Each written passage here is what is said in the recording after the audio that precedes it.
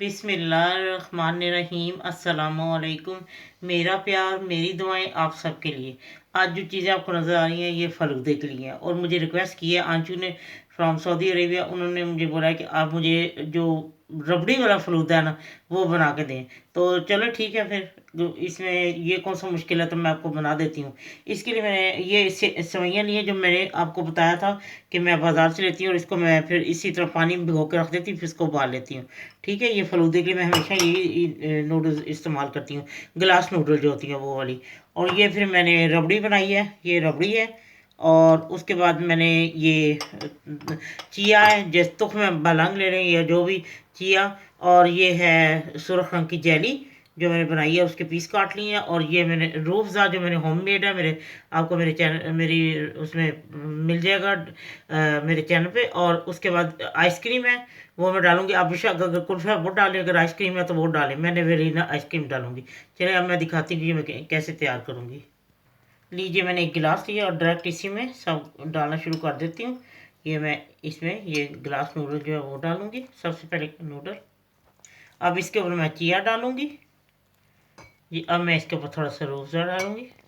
और अब मैं इसमें रबड़ी डालती हूँ। ठीक है, अब मैं इसमें ये थोड़ी सी जेली डालूंगी।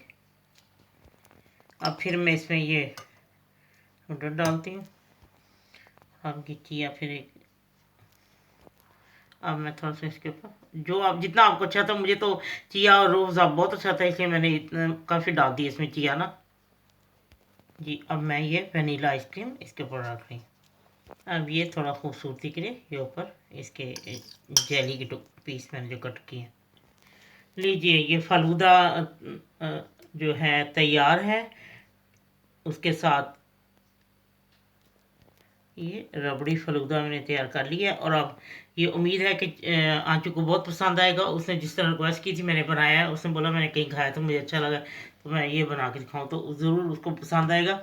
और आप आइसक्रीम इसमें अगर वो आपके पास कुल्फ़ा है वो डाल लें, और अगर आपने वनीला आइसक्रीम डालनी तो ये डालें। हर चीज़ इसके साथ ज़बरदस्त है, आप ज़रूर बनाएं, आपको बहुत अच्छा लगेगा। बल्कि अब रमज़ान का महीना है, तो आप सहरी के बाद सॉरी इफ्तारी के बाद जब सब लोग खाना खा चुके थे, इकट्ठे बैठे थे, तो आप सबको ये एक एक गिलास बना के खिला सकते हैं, बहुत सब लोग खुश होंगे। सर्दियों में गर्मियों में जो है वो एक ठंडक का एहसास होगा जब ये खाएंगे सब लोग। चलें ठीक है, जब आपका दिल चाहे आसान और मज़ेदार खाना खाने को, तो आइए ना रिदा के किचन में। प्लीज़ सब्सक्राइब करना, लाइक करना और कमेंट्स देना ना भूलें। अल्लाह हाफिज़।